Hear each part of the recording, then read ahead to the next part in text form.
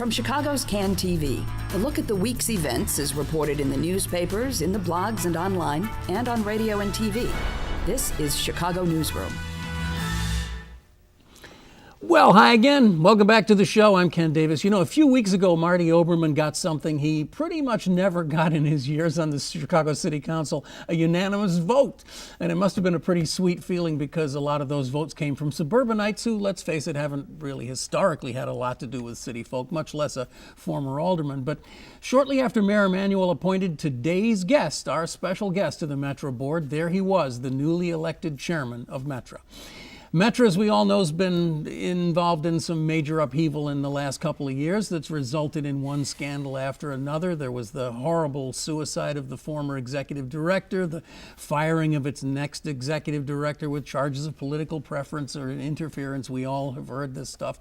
The loss of a bunch of the board members, but all that's the political side. On the operational side, there are massive unmet capital needs and years of promises for improved and expanded services, only a few of which have been realized. And with a constantly tightening funding stream from the federal government and from Springfield, you'd have to think it's pretty much impossible to imagine how Metra is going to replace all those old 40 to 60-year-old cars and locomotives and rebuild their aging stations and blah, blah, blah, blah, blah. So why did Marty Oberman want this job? Well, let's ask him. Well, the short answer is I didn't ask for this job. That's true, you didn't. It came as a total surprise. The mayor approached me and asked me if I would. The mayor gets one appointment to the Metra board, and the last representative from Chicago who had actually been appointed by Mayor Daley was one of those who resigned after the issue, the troubles. The troubles, we can call them, of last summer, and so the mayor had to fill that vacancy, and he asked me if I would do it. And I thought about it mayor doesn't give you a long time to think about it, but I thought about it for a while, and look, I've always been committed to public service. That's really what I set out to do, and this was a request from the mayor of Chicago, which also had never come to me before since Harold Washington had passed away, and so I accepted.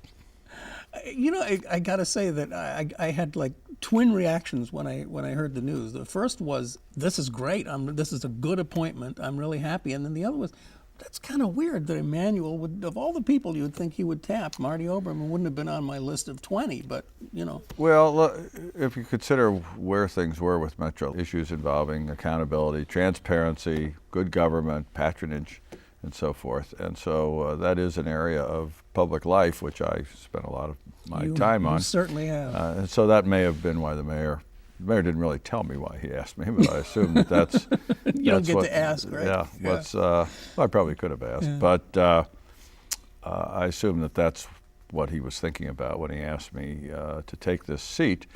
And it's been a very fascinating challenge. The railroad itself is extremely complex. Interestingly enough, and I'd like to lead off with this point, and we could talk about all of the difficulties. What I've discovered in getting over there and doing a tremendous amount of homework, which is ongoing. Your training as a lawyer probably helped out. Well, I've told a number of people I didn't know much about railroads, but I'm a professional question asker. And I've asked a lot of questions. I've learned a lot. There's a lot more to learn. But one of the first things that impressed me is that through all of the political difficulties, the people who actually run the railroads, are the vast majority of Metra staff and employees, really do a very fine job. They're professional, they're responsible, they come to work every day, they work very hard, particularly in these weather problems that we've had.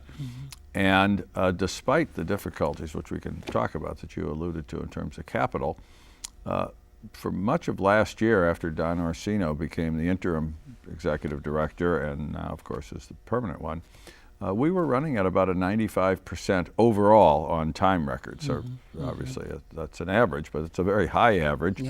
One of the first questions I asked at one of my first board meeting was, well, is that good? What's the standard in this industry? And it turns out that we are either the best or second best in the country on the average, at least we were all last year, at a 95% rate. That's about as good as you can expect to get, 95, 96. So that part is good news despite all of the problems. Right, and I credit our staff. Well, to interrupt for just a second, one of the things that I thought was so interesting about your appointment is that it came pretty much at the same time that Don Orsino was appointed permanently to the position. Well, it was a few right? months before.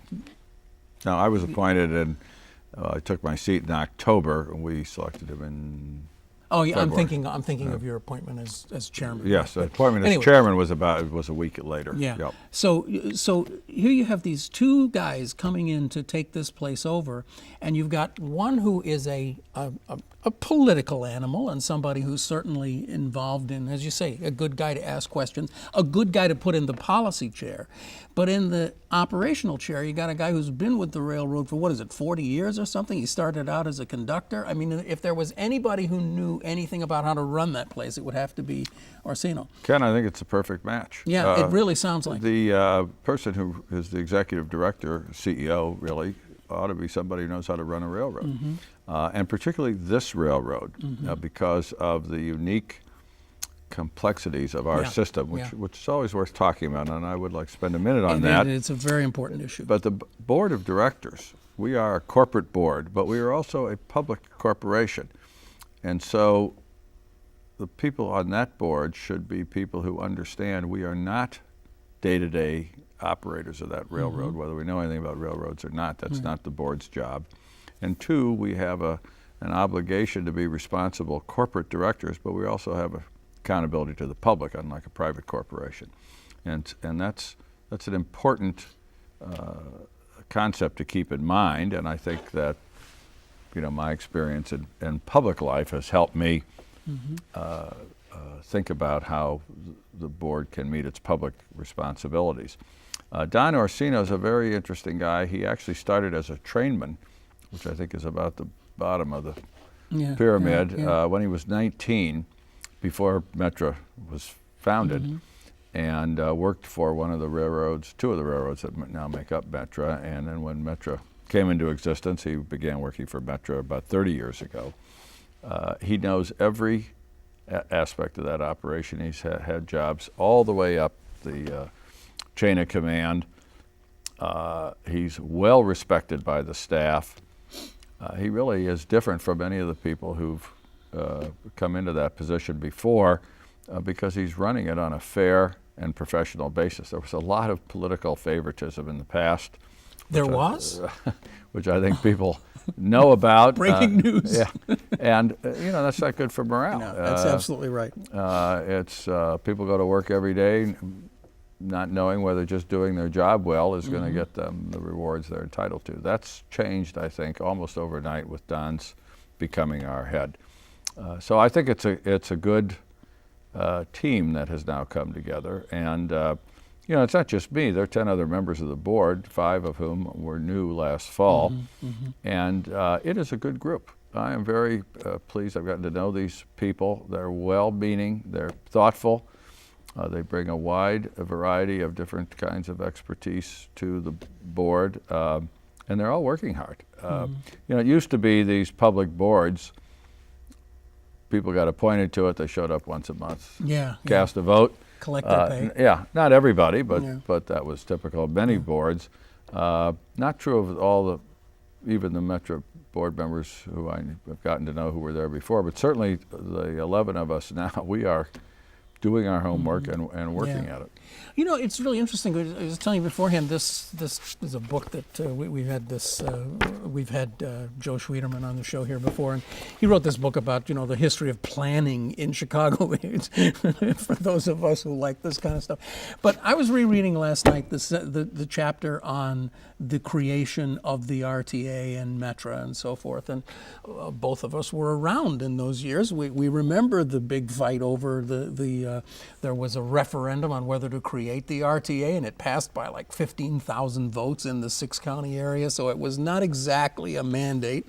And from its beginning, the RTA has been this kind of Frankenstein monster of patching together the city and the suburbs and Republicans versus Democrats and, you know, the whole thing. But something that I had kind of forgotten is that Metra itself really wasn't created until early 80s, 81 or 82 or something, somewhere I think, in right? there. Because until that time, when RTA came into business in mid-70s, RTA just simply purchased service from the freight railroads, the railroads that make up the thing today. And so RTA was always kind of beholden to the railroads to provide this service to them. And today, we've created Metra to basically run the railroads 30 years ago, but you still have this fundamental problem that Metra was not born as a passenger railroad. It isn't a passenger railroad. Well, we, of course, are a passenger railroad. The birth part is right. The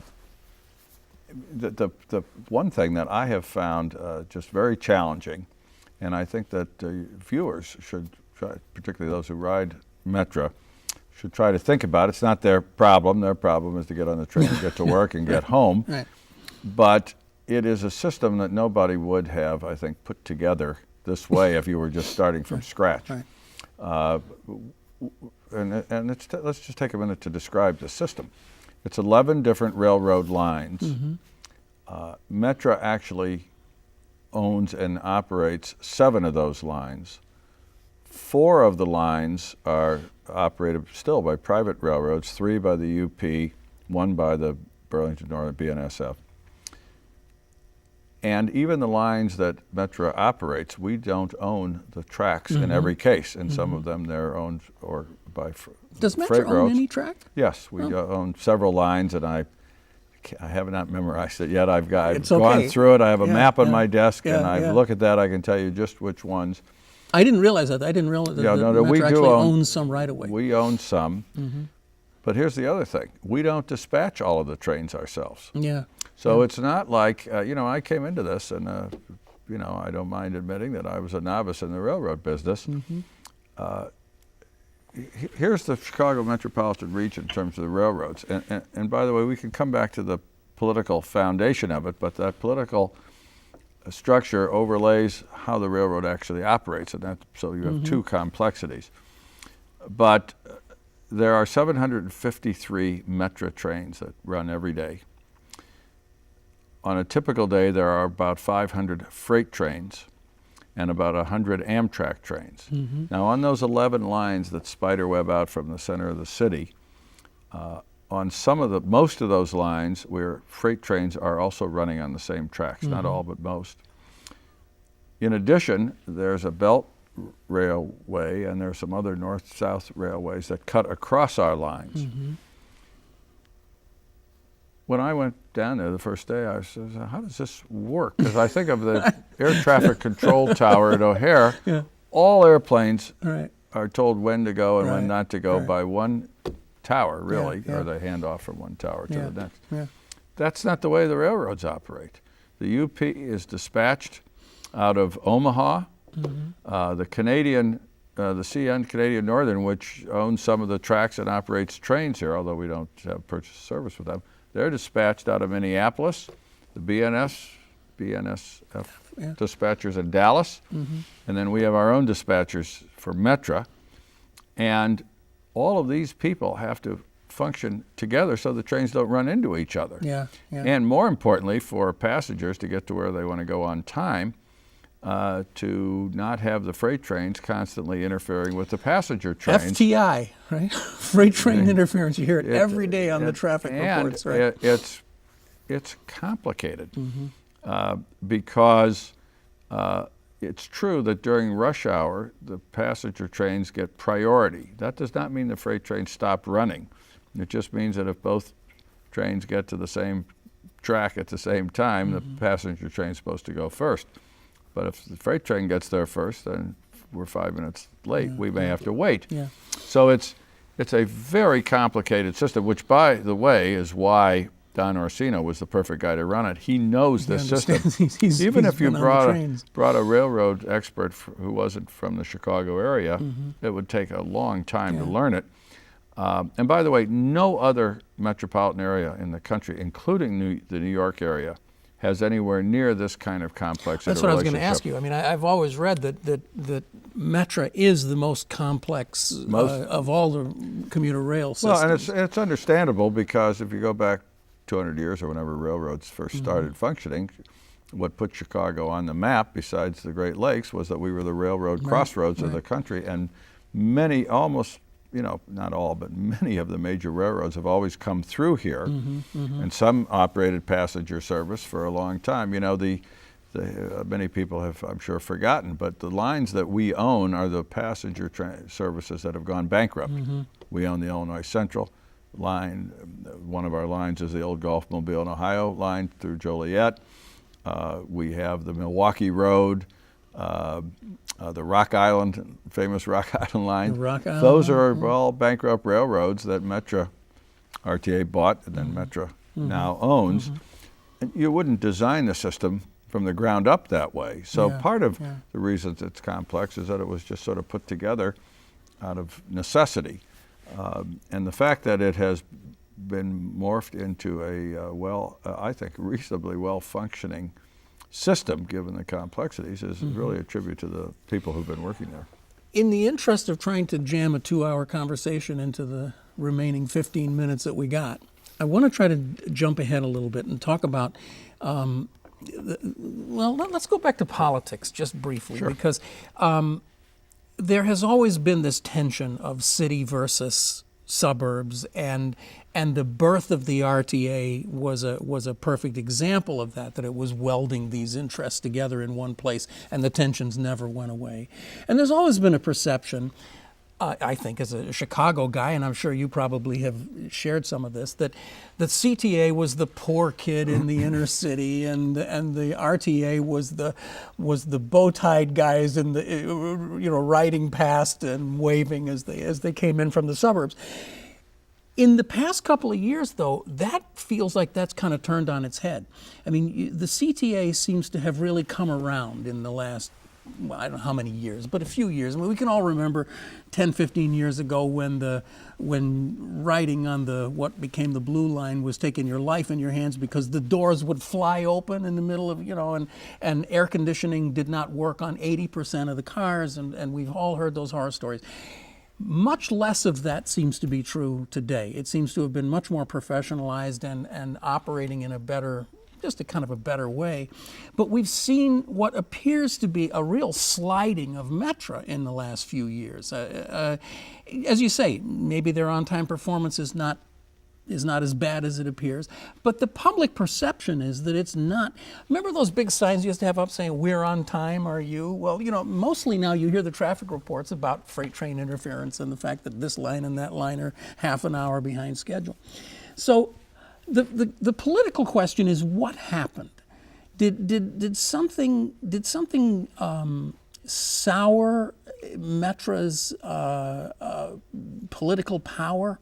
How did it get to the point that it was a year ago, where we're seeing all this sort of political interference and calling up, making phone calls for jobs and that kind of thing? What's your perception of that? I can talk about some of it. I can't talk about all the details. First, I think one relatively simple and straightforward explanation for the CTA is that the management has greatly improved. I would agree with that. I give my friend Forrest Claypool and the mayor for putting him there and supporting him a lot of credit for improving the operations of the CTA. Some of what you talk about with regard to Metra is perception, that the good old days were always the good old days. We deal in perception, don't we? Yeah. And some of it is reality. There are a number of factors to talk about. One is the freight problem is a problem. It's always been a problem.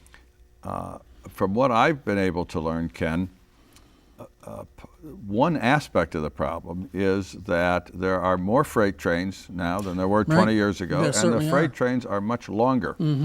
private freight trade, hauling all that tar sands oil and everything, that and a lot of everything else. everything Yeah, else. yeah.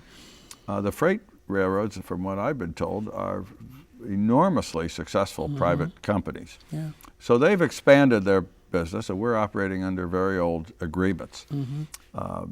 And one of the complexities I'm beginning to learn in more detail is that we have lines that have 2 tracks. We have lines that have 3 tracks.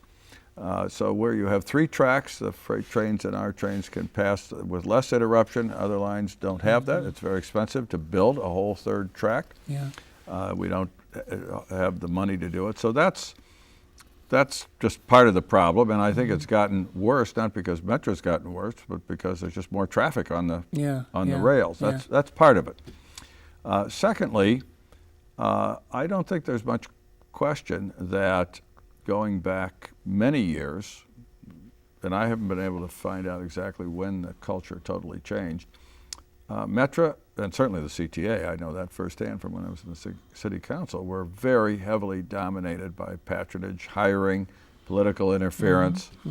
I think, I don't know what Schwieterman says in his book, but my perception is that when the whole system was created 30 years ago, the legislature said, okay, the city Democrats, you got the CTA and all their contracts, and you suburban Republicans, you get Metra. That's how we're going to cut up the pie. That culture has clearly changed at Metra. You know, there was obviously some political involvement with the whole Clifford affair, but it was, in terms of numbers of hires, it was 1 or 2 people. We employ almost 5,000 people. So I think the general culture at Metra, in at least recent times, and I certainly have found it in the few months I've been there, is that the political hiring and interference is not an issue. That is not our problem. There has been a lot of chaos at the top when you have the CEO of the organization getting caught in a scandal and then stepping in front of a train, which, by the way, is a sinister way for him to awful on so many levels. You know, one of the things I've learned, we've got a minute, I think it's an interesting digression. Suicides in front of our trains are not uncommon. It's more common than people think. They don't always get reported in the news that way. It is a traumatic event for the crew of that train. It is. And most engineers who are unfortunately involved, well, I think there's a routine that they get some time off or some counseling. Most recover or come back. Occasionally, some people quit because it's just a horrible thing. So when the CEO did that to his own organization, as tragic as it was for his family, it was... it's just unthinkable in so many ways. I think it was PTSD for the entire organization for a while. Well, that's going to affect how places function. Then we had several more years of uncertainty, to put it mildly. We got a new CEO. There were conflicts, of one kind or another that went on. So it's been a while, and that's one of the reasons that I think we were all so happy about having Don Orsino come in, that we could really be stabilized with a professional who was respected, and I think we're going to see the benefits of just having the right management in place. So that's one thing, but I do want to get back to the capital part because that's what I think were alluding to. Why is Metra starting to go down? You have cars. We just don't have enough. 50 years old. We don't have enough money. I mean, it's what it boils down to. We don't have enough money to operate the system. When RTA Can I interrupt? Sure. I wouldn't do this, but we're down to just a few minutes. Go ahead. I want to try to, if possible, I want to turn to the news of the day, which is that there have been all of these kind of committees and studies about what to do with the RTA. And the 2 recommendations that seem to have survived are that the RTA will essentially go away, that the 3 agencies, PACE, CTA, and Metra, will essentially run themselves in some kind of communal arrangement, or that the whole thing will be folded into the Illinois Department of Transportation. Is it possible for you to capsulize your feeling about whether we still need the RTA? Has it served its purpose, and can it go away? I don't know if I can capsulize it. There are many facets of the issue you just raised. One of them is a kind of centralized capital priority planning. We have an entity that does that now, CMAP. You have to get on the approved list for any capital program. That is one way to do it, and there should be some centralized prioritizing of how we're going to spend money on mass transit. First of all, you don't want the agencies duplicating themselves. Another area is governance. There's several ways to deal with that. The RTA has some oversight function for the operating agencies. But if you put the right people in charge of the operating agencies, the Metra board should be charged with oversight of Metra. Right. If the Metra board needs oversight of itself, I think we have the wrong people on the board, and I think I would say the same thing with the CTA. So in the past, of course, there was need for oversight. You know, we have now a state inspector general who also provides oversight and has been investigating the heck out of So you're Metra. saying it's becoming, has become redundant? Well, the oversight part isn't really inherently needed if you get the right people in place who are running the agencies. The other thing that, you know, my reaction, and I guess I don't really qualify as an expert, only having been there a few months, but the talk about having one board operate all three systems may be a good concept, but I question about how that would work in practice. We're supposed they're to. so different. They're extremely different, and they're The each. L and the CTA bus system and Metra. First of all, the CTA has different equipment. We run railroad trains; they run light rail. Right. Two, the CTA is what's called a closed system. I know there's no freight. They are the only people who use their tracks. They have their own problems, but they're different problems. But not FTI. Right? So to have one board, you know, people say, well, you ought to serve on this board for either for free or for a very small amount of money. Yet we want professionals, we want people who know what they're doing to serve on the boards. I am finding that the being on the Metra board, I'm not complaining, I'm just describing, is taking a tremendous amount of my time. It's a full-time 40%, job. it could easily be a full-time job. If you then put me on a board, and I'm just speak from my perspective, I think I speak for the other board members, and say, well, we also want you to master the CTA and PACE. I could probably do it, but only if you paid me a full-time salary. So it's just not practical to ask people who you want them to provide oversight and spend the time, but then you make their job impossible. It doesn't make sense to me. So now we got 30 seconds to answer this 2-hour question. Doesn't this then put particularly CTA and Metra in competition with each other? I mean, so then like whoever has the better contacts in DC can get the capital money like we're seeing with CTA right now? Is that what happens? There's been some of that culture in the past. One of the things that I'm committed to, and I've been saying since I was asked to do this job, is that the transportation issues for our area are regional.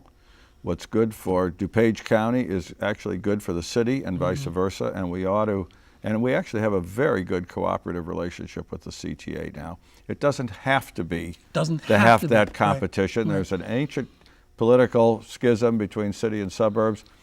I think as we are moving into this modern era, there are more and more of the voters as well as the political leadership who are trying to put those issues behind us. It's not over yet, but that's where I'm That's another interesting thing too, that so many people are moving in and out, that the politics are changing too. Oh my God, I could really go on for a couple more hours. Maybe sometime we'll come back again, all right? Because I'd really love to pick this up. It's so interesting to have a guy with your political background running a piece of infrastructure that is so critical. Congratulations to you, and I don't usually say this, but best wishes to you. Well, thank you. And, you know, maybe after the legislature decides what, if anything, it's going to do, then we can come back and talk about it then. We'll talk again. Great. Thank you so much. Marty Oberman is the chairman of Metra and a lot of other things, too, former alderman. And anyway, he's a great guy. Glad to have him here. You have been watching Chicago Newsroom. It's a community service of CAN TV. You know that. You know that you can watch us anytime you want just by going to this address. We're there 24 hours, 7 days. You can get us on the iTunes for a podcast, too. I'm Ken Davis. We'll be back next week with another show. Hope you'll watch then. Thanks. Bye.